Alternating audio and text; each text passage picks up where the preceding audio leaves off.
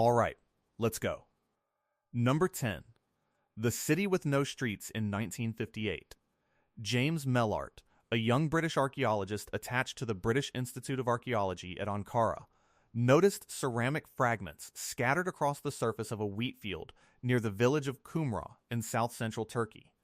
The mound beneath the field rose 13 meters above the surrounding Konya plain, and the pottery washing out of its flanks was unlike anything in the regional catalog.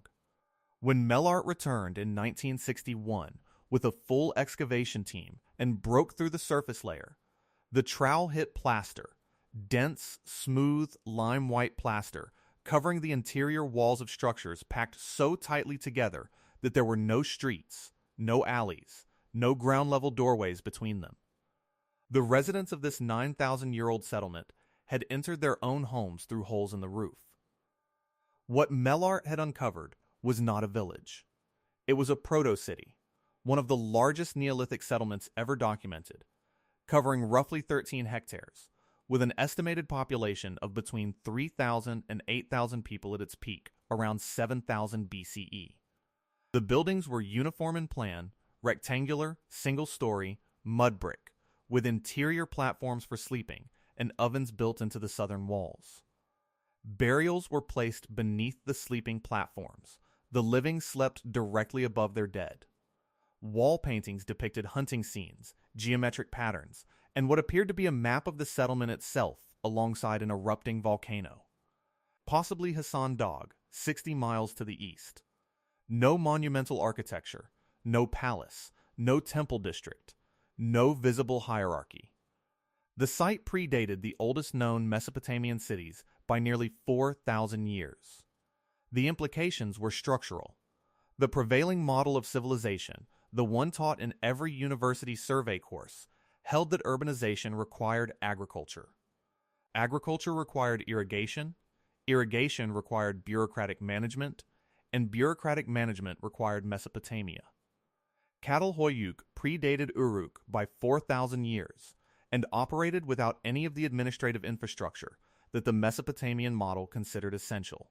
No granary complex, no centralized storage, no writing system, no evidence of a ruling class. The site suggested that dense human settlement did not require hierarchy, that thousands of people could organize themselves without kings, priests, or permanent institutions of any kind. But what made the excavation famous was not the site, it was the excavator. But here is where the discovery became something the field would rather forget.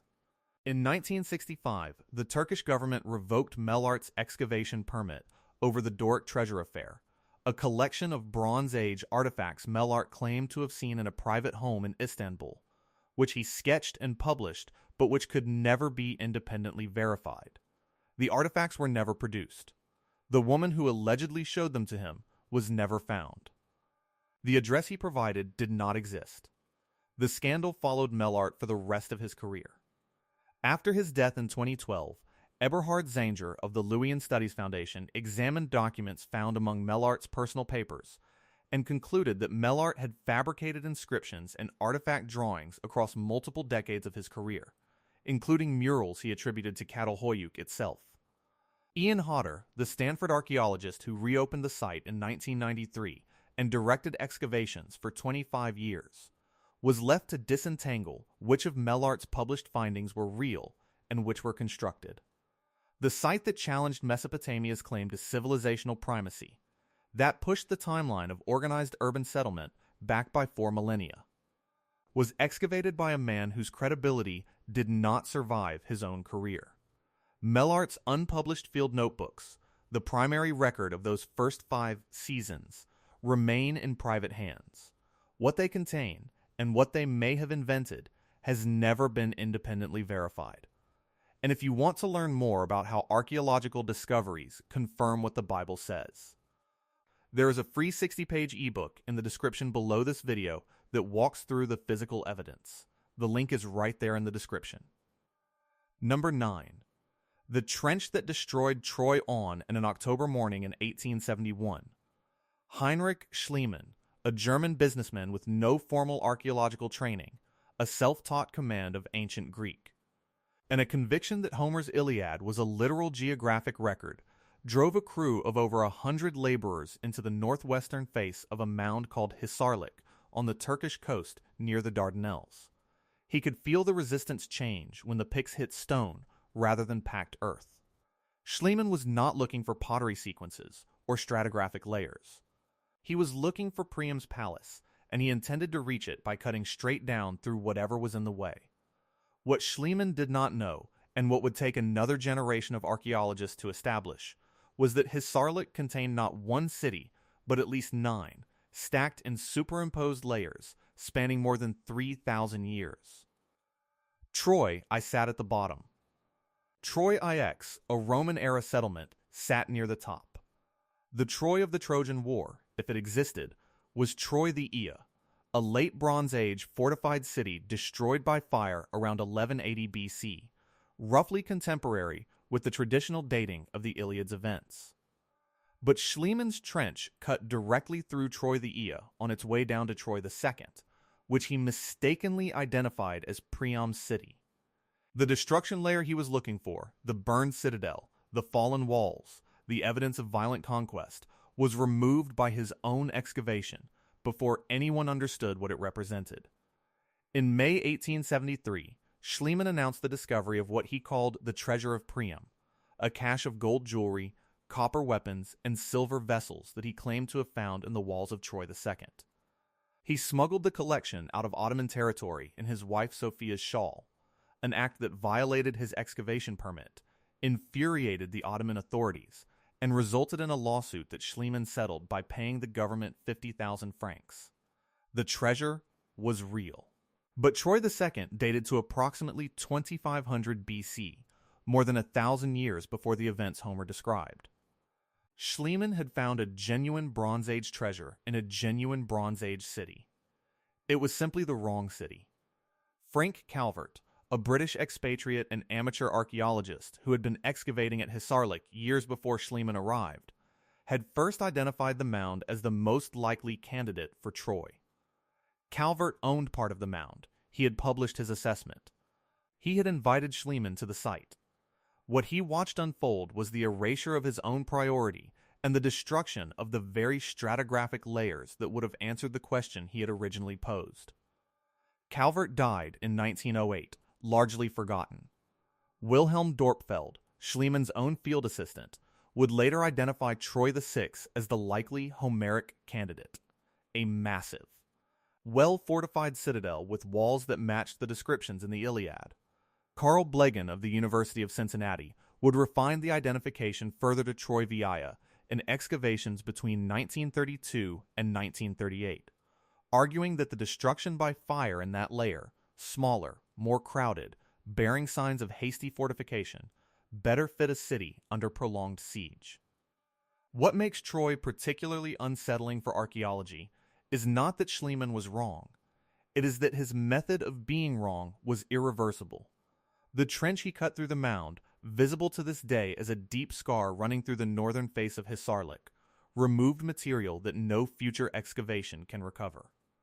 The evidence that might have definitively confirmed or denied the historicity of the Iliad was hauled out in wheelbarrows and dumped in spoil heaps that have since eroded into the surrounding farmland. The scar is still there. It runs diagonally through the layers where Troy Vieja once stood, a permanent wound in the stratigraphy, visible from the tourist walkway that now circles the site. Manfred Korfmann of the University of Tübingen led new excavations from 1988 until his death in 2005, recovering evidence of a substantial lower city surrounding the citadel, a city far larger than Schliemann or Blegen had imagined. But the lower city's relationship to the citadel's destruction layers cannot be fully reconstructed, because the trench that connects them was cut by a man with a shovel and a copy of the Iliad who did not understand that the thing he was looking for was the thing he was throwing away. Number 8. The monument no one can classify. In the spring of 1987, Kihachiro Aratake, a local dive operator working the waters off Yonaguni Island at the far southwestern tip of Japan's Ryukyu chain, dropped below the surface near Arakawabana Point and found himself staring at what appeared to be a stepped stone terrace descending into the dark water at a depth of roughly 25 meters. The edges were angular. The surfaces were flat. The steps were uniform. Arataki surfaced, returned with a camera, and began documenting a formation that would divide marine geology and underwater archaeology for the next 4 decades. The Yonaguni Monument, as it came to be known, extends approximately 150 meters in length and 40 meters in width. It features what appear to be flat terraces, right-angle cuts, a triangular depression resembling a pool, 2 pillars, and a feature that some researchers describe as a carved face on a vertical surface. Masaki Kimura, a marine geologist at the University of the Ryukyus, spent over 20 years surveying the structure. He identified what he classified as tool marks, drainage channels, a road-like feature, and a structure he interpreted as a rudimentary stadium. In a 1998 presentation to the Japan Archaeological Association, Kimura argued the monument was man-made and dated to at least 10,000 years ago, when the formation would have been above sea level during the last glacial maximum. That date predates the oldest known monumental architecture in the Near East by roughly 5,000 years. Robert Schoch, a geologist at Boston University, known for his controversial redating of the Great Sphinx's weathering patterns, visited the site in 1997 and reached a different conclusion. Schoch argued that the monument's features were consistent with natural sandstone fracturing along bedding planes, a well-documented geological process in the mudstone and sandstone formations of the Ryukyu Islands. The right angles, Schoch contended, were the product of tectonic stress and preferential erosion along orthogonal joint sets, not human carving. He noted the absence of tool marks visible at magnification and the absence of any associated artifacts, no pottery, no worked stone, no habitation debris, and the surrounding seabed sediment. The formation, in Schoch's assessment, was dramatic but explicable, a coincidence of geometry produced by the intersection of horizontal bedding planes and vertical joint fractures in a tectonically active zone. But here is where the classification fails. Both positions require the acceptance of a significant anomaly, if Kimura is correct. A civilization capable of monumental stone architecture existed in the Western Pacific before any known monumental tradition anywhere on Earth and left no other trace. No habitation sites, no tool caches, no burial grounds, no ceramic tradition. A civilization that could carve terraces into sandstone but left nothing else on the surrounding islands, in the surrounding seabed sediment, or in any cave or rock shelter within diving distance of the monument. The implied civilization is not merely unknown, it is unprecedented, a culture that produced monumental architecture and nothing else, a complete inversion of every known archaeological pattern where monumental construction is the last thing a culture develops, not the first and only. If Schoch is correct, natural geological processes produced a formation with right angles, uniform step heights, symmetrical features, and a triangular pool, all within a single outcrop, all oriented along the same axis, all at a scale that mimics intentional design with a precision that no other natural sandstone formation in the region replicates. The Ryukyu Islands contain thousands of kilometers of coastline with the same mudstone and sandstone lithology, the same tectonic stress regime, the same orthogonal joint sets. No comparable formation has been identified anywhere along that coastline. The Yonaguni Monument sits 25 meters below the surface of the East China Sea in Japanese territorial waters, accessible only to certified divers. No peer-reviewed study has resolved the classification. No excavation has been permitted on the submerged formation. No core samples have been drilled from the step surfaces to test for tool marks at the microscopic level. Kimura retired without consensus. Schoch moved on to other research. The monument remains exactly what it was the day Arataki found it, a formation that looks engineered but cannot be proven to be, in waters that would have been dry land at a date no existing framework can accommodate. Number 7. The skeleton that started war on July 28, 1996. two college students wading in the shallows of the Columbia River near Kennewick, Washington, stepped on what felt like a smooth, round stone lodged in the silt. Will Thomas reached down and pulled it free. It was a human skull, intact, stained dark by mineral absorption, with a face that looked nothing like the remains typically recovered from Pacific Northwest riverbank sites. Thomas called the Benton County coroner. The coroner called James Chatters, a local forensic anthropologist. Chatters examined the cranium under fluorescent light in his lab that evening and noticed a stone projectile point embedded in the right ilium, the hip bone. The point was a cascade-style spearhead. It was approximately 9,000 years old. But what Chatters would say next about the skull's morphology would trigger the longest and most divisive legal battle in the history of American archaeology. Chatters described the cranial features as caucasoid, a term from physical anthropology referring to a suite of measurements including a narrow face, a projecting nose, and a receding cheekbone profile. He did not claim the individual was European. He claimed the measurements did not match the morphological range of modern Native American populations. The distinction was technical, the reaction was not. 5 Native American tribes, the Umatilla, Yakima, Nez Perce, Wanapum, and Colville, immediately filed claims under the Native American Graves Protection and Repatriation Act, demanding the skeleton's return for reburial. The Army Corps of Engineers, which controlled the riverbank where the remains were found, sided with the tribes and ordered the bones locked in a vault at the Burke Museum in Seattle. A coalition of 8 scientists, led by physical anthropologist Douglas Owsley of the Smithsonian Institution, filed suit. The case, Bonnickson v. United States, would grind through the federal courts for 9 years. During that period, the Army Corps of Engineers dumped 500 tons of rock and fill over the discovery site, burying it permanently. The stated purpose was erosion control. The effect was the elimination of any possibility of further contextual excavation at the precise location where the remains had been embedded for 9 millennia. No environmental impact assessment was conducted before the dumping. No archaeological survey was performed. The sediment that might have contained additional remains, associated tools, or organic material suitable for radiocarbon dating was sealed beneath an engineered cap that would require federal authorization to remove. The case divided the field along a fault line that had been building for decades. On one side stood scientists who argued that Nagpra, designed to repatriate remains with demonstrable cultural affiliation to living tribes, should not apply to remains so ancient that no living group could establish direct lineal descent.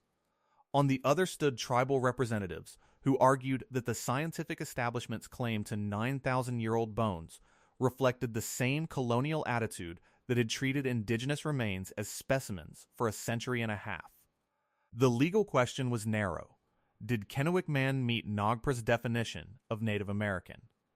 The cultural question was vast, and the court's 2004 ruling that the remains were not culturally affiliated and could be studied satisfied no one permanently. What makes this case particularly unsettling is not the legal conflict. It is the scientific reversal that followed. In 2015, a team led by Morten Rasmussen of the University of Copenhagen published a full ancient DNA analysis of the Kennewick remains in Nature. The results were unambiguous. The individual was genetically closest to modern Native American populations, specifically the Colville tribes who had claimed him. The morphological assessment that had launched the legal battle. The Caucasoid classification was wrong. Cranial morphology, the study demonstrated, is not a reliable proxy for genetic ancestry in populations separated by 9,000 years of microevolutionary change. In February 2017, the remains were repatriated to the claimant tribes and reburied in an undisclosed location. The skeleton is gone. The discovery site is buried under 500 tons of engineered fill. The 9 years of legal proceedings produced over 4,000 pages of court documents, cost multiple researchers their professional relationships, and generated a public controversy that permanently altered the intersection of science, law, and indigenous rights in American archaeology. The genetic data that resolved the question arrived a decade after the battle lines had already been drawn, and 2 decades after a forensic anthropologist in a county lab used a morphological term that the science itself would subsequently invalidate. Number 6. The woman who found the wrong date in 1966. A team of geologists from the United States Geological Survey arrived at a site called Hueyatlaco, near the city of Puebla in central Mexico, to assist archaeologist Cynthia Irwin Williams in dating a collection of stone tools recovered from sediment layers beneath volcanic ash. The tools were sophisticated, bifacially worked projectile points, scrapers, and blades consistent with an advanced lithic tradition. Irwin Williams needed independent geological dating of the overlying tephra layers to establish a chronological framework. Virginia Steen McIntyre, a Uskese tephrochronologist with field experience across the American West, was assigned to the project. She collected samples from the volcanic strata directly above and below the tool-bearing layer. What she found in those samples would end her career. Steen McIntyre applied 4 independent dating methods to the Hueyatlaco sediments: uranium series dating of the tephra, fission track dating of volcanic zircons, tephra hydration, and stratigraphic correlation with dated volcanic events in the region. All 4 methods converged on the same result. The sediment layer containing the stone tools was approximately 250,000 years old. The dates were not ambiguous. They were not borderline. They exceeded the accepted timeline for human presence in the Americas by a factor of roughly 20. Under the Clovis First model, which in 1973 held that humans entered the Americas no earlier than approximately 13,500 years ago, a 250,000-year date for stone tools in central Mexico was not merely unexpected. It was professionally impossible. Steen McIntyre submitted her results. The response was not a request for additional samples or independent replication. It was silence, followed by exclusion. Her paper was rejected by multiple journals, not on methodological grounds, but on chronological ones. In a letter that Steen McIntyre would later make public, one editor told her that publishing the dates would destroy the journal's credibility regardless of their accuracy. When she finally published a brief report in Quaternary Research in 1981 with co-authors Harold Mauld and Roald Fryxell, the publication generated no follow-up investigation. Fryxell, a Washington State University geologist who had co-authored the findings, died in 1974 before the paper appeared. No independent team was sent to redate the site. No second set of samples was collected. Irwin Williams, the project director, distanced herself from the dating results and published separately, omitting the USC's dates from her own chronological framework. Steen McIntyre was not invited back to the site. Her USC's appointment was not renewed. She spent the remainder of her career teaching geology at a community college in Colorado, writing letters to journals that did not respond, and maintaining files of unpublished data that no institutional review board examined. But here is where the Hueyatlaco problem deepens beyond a single career. The 4 dating methods Steen McIntyre applied were not experimental. They were standard USG's chronometric tools used routinely on volcanic sites across the western United States and Latin America. The same methods, applied by the same laboratory protocols, were accepted without controversy when they produced dates that fit established frameworks. The rejection at Hueyatlaco was not methodological. It was chronological. The methods were sound, the dates were impossible, and the field chose the impossibility over the methods. Steen McIntyre's original field notebooks, her sample collection logs, and her unpublished correspondence with USG's colleagues survive in private archive. In the letters, she described the experience in terms that read less like professional disappointment and more like exile. A scientist who had followed correct procedure, produced replicable results, and discovered that correctness was insufficient protection when the results contradicted an established consensus. Harold Mauld, her USG's co-author, corroborated the dating methodology in his own publications, but declined to pursue the chronological implications publicly. The Hueyatlaco site itself has not been re-excavated by an independent team with modern dating technology. The stone tools remain in institutional storage at the National Museum of Anthropology in Mexico City. The volcanic sediments that produced 4 convergent dates of 250,000 years have not been resampled. No laboratory has applied modern argon-argon dating or luminescence dating to the Hueyatlaco tephra, the woman who applied standard geological methods to a standard geological question, and got an answer the paradigm could not absorb, died in 2009. The site remains undated by anyone willing to accept what the dates might confirm. Quick one, if you haven't subscribed yet, now's a good time. Drop a comment with where you're watching from and what time it is there. I read every single one. Number 5. The fortress that became a shrine in October 1963. Yigael Yadin.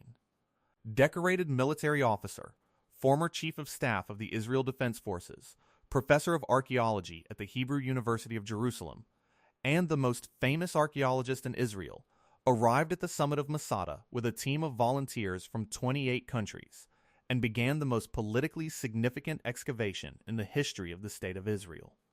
The Fortress Palace complex, built by Herod the Great on an isolated mesa above the Dead Sea, had already become a pilgrimage site for Israeli soldiers who took their oath of allegiance on its summit. The narrative was already fixed. In 73 or 74 C, 960 Jewish defenders had chosen mass suicide over surrender to the Roman 10th Legion. Josephus, the 1st century Jewish historian writing under Roman patronage, provided the only written account. Yadin was not there to question the account. He was there to confirm it. The excavation was massive, over 1,000 volunteers across 2 seasons, clearing virtually the entire summit. Yadin uncovered Herod's 3-tiered northern palace, storerooms containing hundreds of storage jars, a Roman-style bathhouse with intact frescoes, a synagogue that was among the oldest identified in the ancient world, and fragments of biblical scrolls including portions of Leviticus and Ezekiel. The engineering was extraordinary. The finds were significant. But the evidence for the mass suicide, the defining event, the narrative that had given Masada its national meaning, was thin. 28 skeletal remains were recovered from a cave on the southern slope, not 960. 28. Among the bones were pig remains, an anomaly in a supposedly observant Jewish fortress that Yadin's published account addressed only in passing. 3 skeletons found in the northern palace, an adult male, an adult female, and a child, were presented by Yadin as a commander, his wife. And their child, a dramatic identification that had no osteological basis, and that Yadin narrated in his popular account with the emotional cadence of an eyewitness. Hair, still preserved by the dry climate, was found near the female skeleton. Yadin described it with visible emotion in press conferences. The identification was published as established fact. Joe Zayas and Azriel Gorski, forensic anthropologists who re-examined the remains decades later, argued that the bones may not even represent a family unit, and that some of the cave remains included Roman soldiers, not Jewish defenders. Yadin never explained the pig bones in his academic publications. He described the cave remains as clearly the defenders without reconciling 28 with 960. He presented the ostraka, pottery shards inscribed with names, as the lots cast by the final defenders to choose who would kill whom. Josephus had described this lottery. The ostraka appeared to confirm it. But the inscriptions included names that did not match any known Jewish naming convention of the period, and the lots hypothesis required assuming that the defenders used a system of random selection that Josephus described in a rhetorical passage whose historical reliability was the very question the excavation was supposed to settle. The pivot was not archaeological. It was historiographic. In 1982, Shay J.D. Cohen of Harvard published an analysis of Josephus's Masada narrative, demonstrating that the suicide account followed literary conventions of Greco-Roman siege narratives, and that Josephus, who was not present at Masada, had no plausible source for the private speeches he attributed to the rebel leader Eleazar ben Yair. The account was not eyewitness testimony. It was constructed narrative, written by a Jewish defector working for the Roman emperor, employing rhetorical structures borrowed from earlier historians. The archaeological evidence neither confirmed nor denied a mass suicide. It confirmed a siege. It confirmed a fire. It confirmed a violent end. It could not confirm how the defenders died. But here's where Masada becomes a site the field wished it had never touched. The excavation did not produce a dispassionate archaeological report. It produced a national origin story. Israeli schoolchildren visit Masada annually. Military units still conduct ceremonies on the summit. The narrative of collective martyrdom, Masada shall not fall again, is embedded in Israeli national consciousness with the force of Scripture. To question the suicide narrative is to question not an archaeological interpretation, but a founding myth. The 28 skeletons received a state funeral with full military honors in 1969, presided over by the Chief of Staff, before the osteological analysis was complete. In 1998, Nachman ben Yehuda, a sociologist at the Hebrew University, published a comprehensive study of how the Masada narrative had been constructed, amplified, and deployed as a national myth across Israeli culture, textbooks, military ceremonies, tourism brochures, and political rhetoric. The book documented specific instances in which archaeological ambiguities had been resolved in favor of the narrative rather than the evidence. The academic response was respectful. The public response was hostile. Masada was not a site that tolerated revision. The pig bones are still in the storeroom catalogs. The ostraka are still displayed as suicide lots. The gap between 28 and 960 has never been explained in any official site publication. Yadin's popular account, published in 1966, remains the primary narrative framework for the hundreds of thousands of visitors who ascend the snake path or ride the cable car to the summit each year. UNESCO designated Masada as a World Heritage Site in 2001. The citation references the tragic events and the universal symbol of the struggle between oppression and liberty. The archaeological ambiguities are not mentioned. The excavation is complete. The evidence is cataloged. The national narrative has not been updated. Number 4. The City Beneath the Floor in 1963, in a small town in central Turkey's Cappadocia region. A homeowner chiseling through his basement wall during a routine renovation felt his tool break through into open air. Behind the crumbling stone was not earth or bedrock, but a carved passageway, cool, dark, and descending at a steep angle into the volcanic tuff beneath his house. He called local authorities. The authorities called archaeologists from the Turkish Ministry of Culture. What they found descending beneath the residential neighborhood of Derinkuyu was not a cellar or a storage chamber. It was an 18-story underground city carved from the soft volcanic rock of the Cappadocian Plateau, with a vertical depth of approximately 60 meters and a capacity estimated to shelter 20,000 people. The city is not a cave system. It is architecture, carved, planned, and ventilated. Over 200 individual rooms have been mapped across the accessible levels, connected by narrow passageways designed to be sealed from the inside with massive circular rolling stones weighing up to 500 kilograms each. The lowest levels contain wells that tap into underground water sources independent of the surface supply. Intermediate levels include wine and oil presses, storage chambers, schoolrooms, chapels with carved altars, and ventilation shafts that extend the full 60-meter depth of the complex, providing airflow to every occupied level. A tunnel extending roughly 8 kilometers connects Derinkuyu to a second underground city at Kaymakli.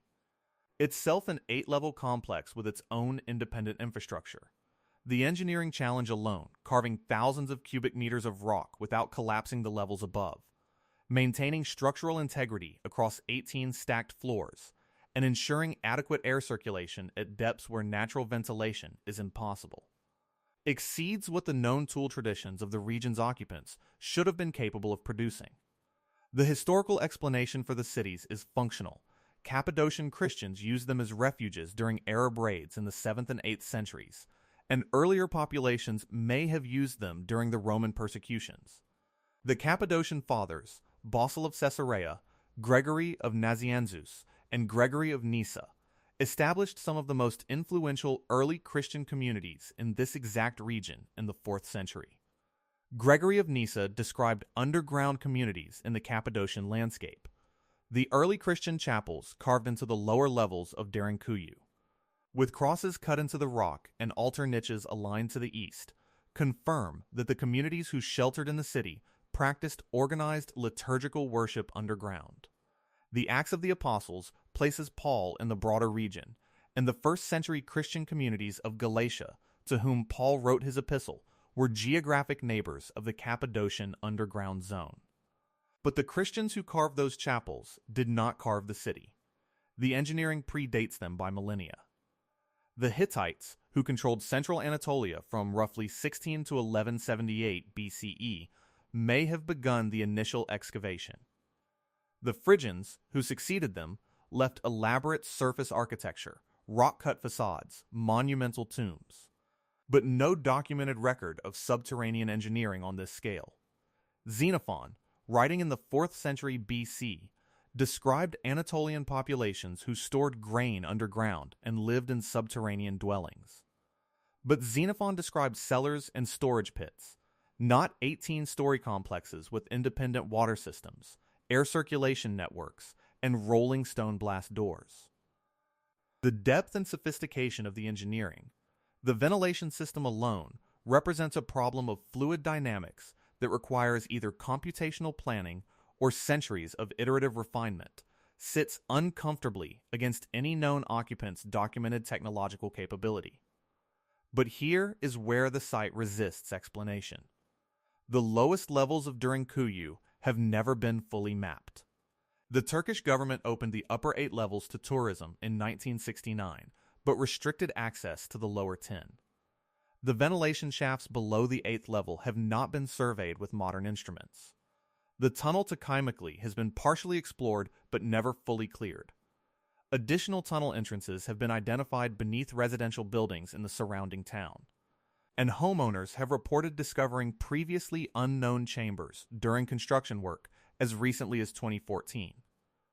The full extent of the complex, how many levels exist, how far the tunnel network extends, and what the lowest chambers contain, remains undocumented. The engineering itself poses questions that no proposed builder can answer. The rolling stone doors, each carved from a single piece of andesite, each weighing between 300 and 500 kilograms, were designed to be rolled into position from the inside, but could not be moved from the outside. The doors fit their frames with a precision that prevented leverage from the exterior face. The mechanism is not primitive. It is elegant, a one-way security system that requires an understanding of how force applied from different angles interacts with curved stone surfaces in a cylindrical channel. The stones were not quarried from the tuff that makes up the rest of the complex. They were brought in from an external source, carved to specification, and installed at multiple levels. Who carved them? Who transported them through narrow passages that barely accommodate a human body? And how they were installed in shafts where there is no room to swing a tool? These questions have not been answered in any published survey of the site. The ventilation shaft nearest the main entrance descends 55 meters into the volcanic tuff.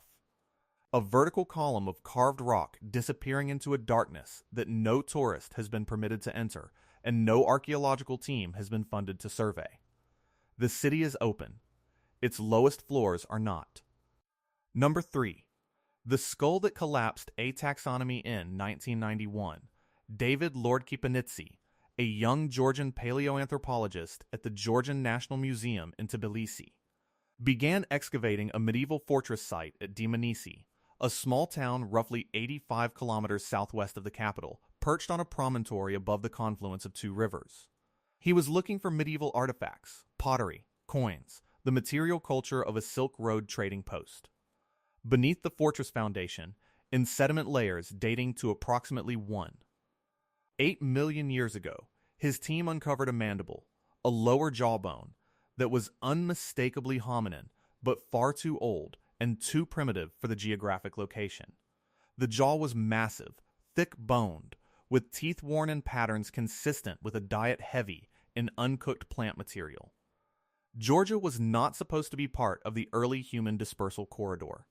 The prevailing out-of-Africa model held that early Homo species did not leave the African continent until approximately 1 million years ago, and their initial dispersal route ran through the Levant, not the Caucasus. Lord Kapanidze was standing in the wrong place for what he had just found, and he knew it. What the subsequent 14 years of excavation would produce from that same stratum would do something far more damaging than challenge a migration route.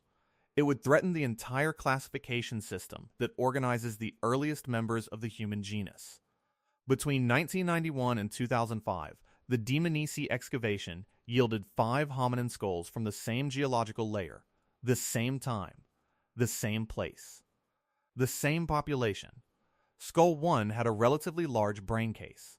Skull 2 was smaller, with a more projecting face.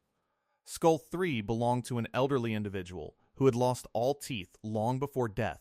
The jaw resorbed to the point of near total atrophy, meaning the group had sustained a member who could not chew. Skull 4 was massive-jawed and thick-browed. Skull 5, recovered in 2005, combined the smallest brain case of any specimen in the assemblage, approximately 546 cubic centimeters, barely larger than a chimpanzee's, with the largest and most prognathic face. The variation within those 5 skulls, from the same site, the same time horizon, the same few hundred square meters of sediment, exceeded the morphological range that the field of paleoanthropology had been using to distinguish between separate species for over a century. This was the detonation point. If the Dmanisi skulls were found at 5 different sites across Africa, they would have been assigned to at least 3 different species. Skull 5 would be classified as Homo habilis, based on its braincase volume. Skull 4 would be assigned to Homo rudolfensis, based on its facial robusticity. Skulls 1 and 2 would be placed in Homo erectus, based on their cranial proportions. But they were not from 5 different sites. They were from one site. One population. One time. In 2013, Lord Kapanidze and colleagues published their analysis in Science. The paper argued that the variation seen across the early Homo fossil record, the variation that had justified the creation of multiple species categories, might represent nothing more than normal within population diversity. In other words, Homo habilis, Homo rudolfensis, and Homo erectus might not be separate species at all. They might be the same species, varying across individuals and geography the way modern humans vary across continents. But here is where the taxonomic problem becomes a professional crisis.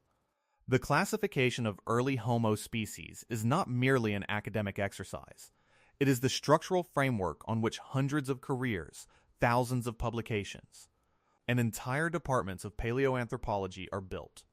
If the Dmanisi specimens collapse 3 species into one, then decades of species-level analysis, feeding ecology inferred from species-specific dental morphology, migration models built on species-specific range distributions, cognitive evolution narratives built on species-specific brain volume progressions, lose their foundational categories. The backlash was immediate. Ian Tattersall of the American Museum of Natural History called the claim premature. Bernard Wood of George Washington University challenged the statistical methodology. Fred Spoor of University College London argued the braincase measurements were insufficient to absorb the interspecific variation the paper claimed to explain. The implications extended beyond taxonomy. If the Dmanisi population, with its enormous morphological variation, was a single species, then the cognitive progression narrative that organized early human evolution into a staircase of increasingly intelligent species lost its steps. Homo habilis was supposed to represent a cognitive advance over Australopithecus. Homo erectus was supposed to represent a cognitive advance over Homo habilis. Each species name carried an implicit claim about brain development, tool complexity, and behavioral modernity. If those species names described variation within a population rather than transitions between populations, the staircase collapsed into a landscape. And the clean story of progressive cognitive evolution became a much messier picture of a single, variable species adapting differently across different environments. The debate has not been resolved.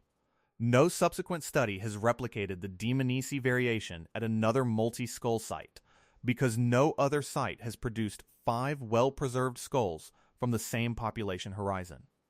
The taxonomic categories that the Dmanisi skulls threaten remain in use. The textbooks have not been rewritten. The species names persist in the literature. Skull 5, the one with the smallest brain and the largest face, the one that would have been called Homo habilis if it had been found in East Africa instead of Georgia, sits in the Georgian National Museum in Tbilisi. The other 4 skulls sit beside it. They look like 5 different species. They were found in the same sediment, in the same decade, in the same small town at the edge of Europe. The taxonomy has not recovered. The question of whether it can recover depends on whether the next multi-skull hominin site, if one is ever found, produces the same variation or resolves it. Until then, every species name in the early Homo catalog carries an asterisk that was not there before 2013. Number 2. The cave they kept closed for 40 years in September 1952. Members of the Tammira Bedouin tribe, the same group who had discovered the first Dead Sea Scrolls in Cave 1 5 years earlier, broke through the collapsed ceiling of a chamber in the Marl Terrace cliffs above Qumran, roughly a mile north of the Dead Sea in the Judean desert. The dust was still settling when they began pulling out fragments. Not intact scrolls, the Cave 1 discovery had yielded largely complete manuscripts, but fragments, thousands of them. Pieces of parchment and papyrus ranging from palm-sized sheets to scraps smaller than a postage stamp, many of them crumbling at the edges. All of them approximately 2,000 years old. By the time the archaeological authorities arrived, the Bedouin had already removed and sold an unknown number of fragments to antiquities dealers in Bethlehem. What remained in the cave, and what was subsequently recovered through purchase, negotiation, and confiscation, amounted to roughly 15,000 fragments from an estimated 580 manuscripts. Cave 4 at Qumran contained more text than all the other Qumran caves combined. The fragments were gathered at the Rockefeller Museum in East Jerusalem, at that time under Jordanian control. Roland de Vos, a French Dominican priest and director of the École Biblique at Archaeologists in Jerusalem, assembled a team of 8 scholars to sort, reconstruct, and publish the material. The team was international in name, but uniform in composition, predominantly Catholic, entirely male, and answerable to no external review body. Each scholar received an allocation of fragments to study. Each held exclusive publication rights to their assigned material. The arrangement was understood to be temporary, a few years of focused work to prepare the fragments for full publication. It lasted 4 decades. By 1990, fewer than 20% of the Cave 4 fragments had been published. Scholars who requested access to unpublished material were denied. Photographs of the fragments existed, but were restricted to the original team and their designated successors. When team members died, their allocations passed to their students, not to the broader scholarly community. The bottleneck was not technical. The fragments were legible. Photographs had been made. The bottleneck was institutional, a monopoly on access enforced by tradition, agreement, and the physical control of the material itself. In November 1990, John Strugnell, the chief editor of the Cave 4 publication project, gave an interview to the Israeli newspaper Haaretz, in which he described Judaism as a horrible religion and suggested it should have been replaced by Christianity. He was removed from his position. The remark exposed what the access policy had concealed: the stewardship of the most significant biblical manuscript discovery of the 20th century had been entrusted to a team whose publication pace was indistinguishable from suppression. The monopoly broke in September 1991. The Huntington Library in San Claremont, California, announced that it would make its complete set of Dead Sea Scrolls photographs, acquired years earlier as a security backup, freely available to any scholar who requested them. Robert Eisenman of California State University Long Beach and James Robinson of the Claremont Graduate School published an unauthorized 2-volume facsimile edition. Emmanuel Tove of the Hebrew University of Jerusalem was appointed chief editor. The publication pace accelerated dramatically. The full discoveries in the Judean Desert series, Oxford University Press's official publication, would eventually reach 40 volumes. But 4 decades of restricted access had already shaped the scholarly conversation. Interpretations published during the Monopoly period went unchallenged for years because no one outside the team could examine the primary evidence. Alternative readings of unpublished fragments circulated as rumor. The relationship between the Qumran community and early Christianity, a question the Cave 4 material was uniquely positioned to illuminate, was explored by a self-selected group of scholars whose institutional affiliations and theological commitments were not representative of the field. But here is where the Cave 4 problem extends beyond access. The fragments that emerged after 1991 included material that the original team had not prioritized for publication. And the content of that unpublicized material carried implications the monopoly had, whether by design or by inertia, deferred. Among the Cave 4 fragments were copies of books that had been excluded from the canonical Bible, multiple copies of Enoch, Jubilees, and sectarian rule documents describing a community organized around a messianic expectation that predated Christianity by at least a century.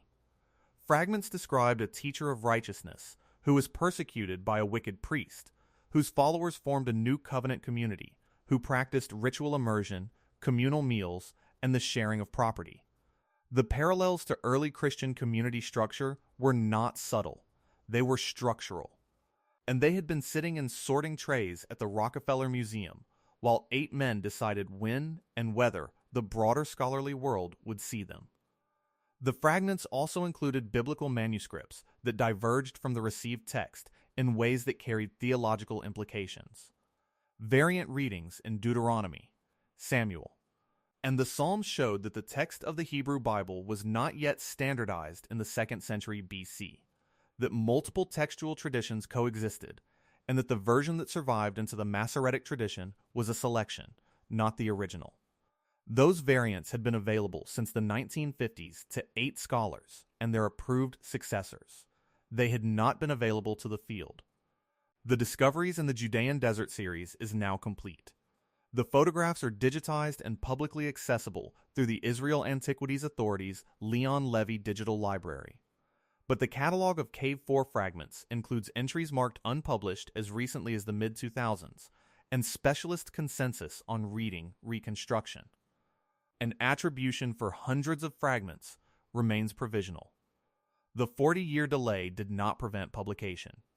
It shaped which questions were asked first, which frameworks were established as default, and which interpretive possibilities were foreclosed before the evidence could be examined by the full community of scholars qualified to assess it.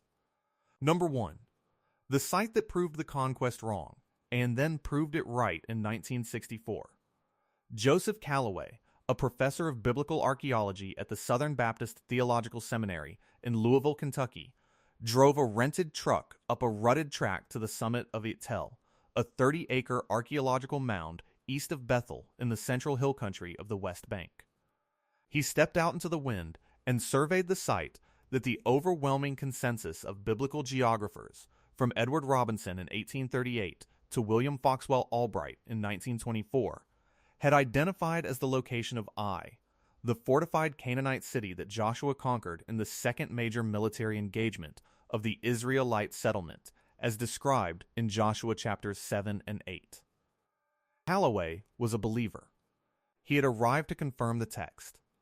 What he uncovered across 8 seasons of meticulous excavation, ending in 1972, would instead produce the single most cited failure in the history of biblical archaeology and launch a 50-year controversy that the field has still not resolved. The text is specific. Joshua 7 and 8 describe Ai as a fortified city with a king, a military garrison, and a gate complex. Joshua's first assault fails. 36 Israelites die. A second assault, using an ambush strategy, succeeds. The city is burned. The population is destroyed. The king is captured executed, and buried under a stone cairn at the city gate. The account places the conquest during the Late Bronze Age, conventionally dated between approximately 1400 and 1200 BCE, depending on which Exodus chronology is applied. The site should have contained a fortified city with a destruction layer dating to that window, a gate complex, and evidence of violent burning. Et Tel contained none of it. Callaway's excavation revealed that the site had been a substantial walled city during the early Bronze Age, roughly 3100 to 2400 BC, with fortifications, a temple, and a reservoir. But the city was destroyed around 2400 BC and abandoned. For the next 1200 years, the entire period during which Joshua's conquest was supposed to have occurred, the site was uninhabited. No walls, no gate, no king, no garrison. A small, unwalled village appeared in the Iron Age I period, around 1200 BCE, but it bore no resemblance to the fortified city described in the text. The occupational gap was absolute. Whatever Joshua conquered, it was not Et Tel. Callaway published his findings honestly, noting that the evidence contradicted the identification. The response from the field was seismic. For minimalist scholars, those who argued that the conquest narrative was a later literary construction with no historical basis, Et Tel was confirmation. The text was fiction. The conquest never happened. The Israelite settlement was gradual infiltration, not military conquest. For maximalist scholars, those who maintained the historical reliability of the Joshua account, Et Tel was a misidentification. I was somewhere else. In 1995, Bryant Wood, an archaeologist associated with the Associates for Biblical Research, proposed an alternative, Khirbet el-Makatir, a site roughly 1 kilometer west of Et Tel. Wood argued that the geographic indicators in Joshua 7 and 8, the position relative to Bethel, the valley to the north. The visibility from a military staging area fit Makatir better than Et Tel. Preliminary surveys were promising. In 2009, Wood began controlled excavation. In 2013, Scott Stripling took over as field director and expanded the work through 2017. What Stripling's team uncovered at Khirbet el-Makatir was a late Bronze Age fortress with a destruction layer dating to approximately 1400 BCE. The fortress had a gate complex on its north side, the side from which Joshua's main force attacked, according to the text. Egyptian scarabs recovered from the destruction layer dated to the reign of Amenhotep II, placing the site's destruction within the conventional early Exodus chronology. A stone installation matching the general dimensions and placement of the altar described in Joshua 8:30 was found at the site. The pottery assemblage was consistent with a military fortification, not a civilian settlement, relatively few domestic vessels, a high proportion of storage jars, and an absence of the cookingware that characterizes long-term residential occupation. The destruction layer showed evidence of intense burning across the entire exposed area. The geographic fit was tighter than Et Tel on multiple indicators. The text describes Ai as near Bethel, but distinct from it. Et Tel sits roughly 2 kilometers east of Bethel. Makatir sits roughly 1 kilometer west, closer, on the opposite side, and positioned in a way that better accommodates the valley to the north detail in Joshua 8:11. The text describes an ambush force hidden west of the city. Et Tel's western approach is exposed hillside with no concealment. Makatir's western approach includes a ridge that provides natural cover. Detail after detail, the site Stripling excavated matched the textual description in ways that Et Tel did not, in ways that Et Tel could not, because Et Tel was unoccupied during the relevant period. But here is where the Ai problem becomes the most uncomfortable question in biblical archaeology. If Khirbet el-Makatir is Ai, then the 50 years of scholarship built on Et Tel's negative evidence, the minimalist models of Israelite settlement, the conquest denial frameworks, the documentary analyses that use the Ai failure as evidence of literary construction, were built on a misidentification, not on the absence of evidence, on looking in the wrong place. The empty tell that disproved the conquest was not the city the text was describing. If it tell is I, then the text fabricated a conquest that the ground cannot confirm. If McAteer is I, then the field spent half a century drawing conclusions from the wrong site. Neither outcome leaves the discipline undamaged. Callaway, who died in 1988, never learned of the McAteer proposal. The Southern Baptist Seminary professor who set out to confirm the text and instead produced the evidence most cited to deny it. That evidence may have been a map error, not a refutation.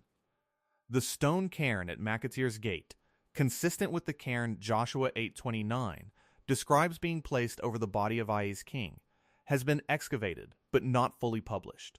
The site report is still in preparation. The most important question in Israelite settlement archaeology, did the conquest happen?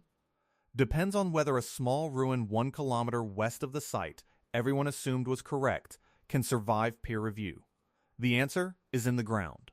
It has been in the ground since approximately 1400 BCE. It waded through Edward Robinson's survey in 1838, through Albright's confident misidentification in 1924.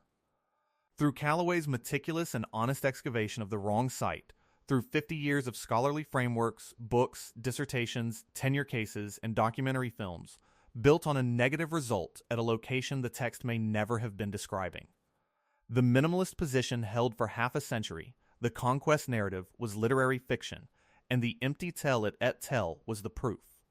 If McAteer survives peer review, the proof was a misidentification, not a vindication of the text, not a refutation of the text, a 50-year excavation of the wrong hill, the most cited negative result in biblical archaeology, the result that launched 1,000 qualifying footnotes about the unreliability of the Joshua narrative, may have been looking 1 kilometer in the wrong direction the entire time.